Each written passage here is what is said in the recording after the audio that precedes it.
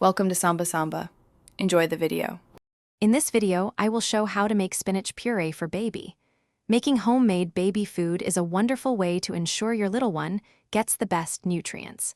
We will start by selecting the freshest ingredients. Always opt for organic spinach if possible, and remember to wash it very well under cool, running water to remove any soil. About 1 cup of fresh spinach is perfect for a small, manageable batch. Now, let's cook our spinach. Steaming is the best method to preserve those vital nutrients. Place your washed spinach in a steamer basket over about 1 inch of boiling water. Steam it for approximately 3 to 5 minutes, just until it's tender and vibrant green. Be careful not to overcook it, as this can diminish its nutritional value and color.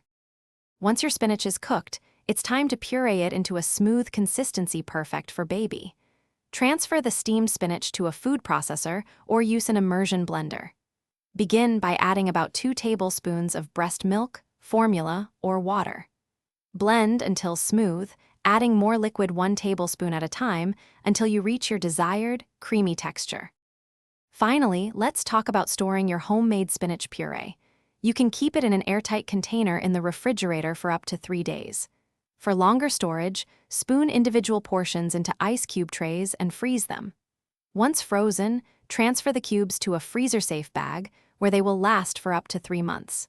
Thaw and warm gently before serving. Thanks for watching. Consider subscribing if we helped you.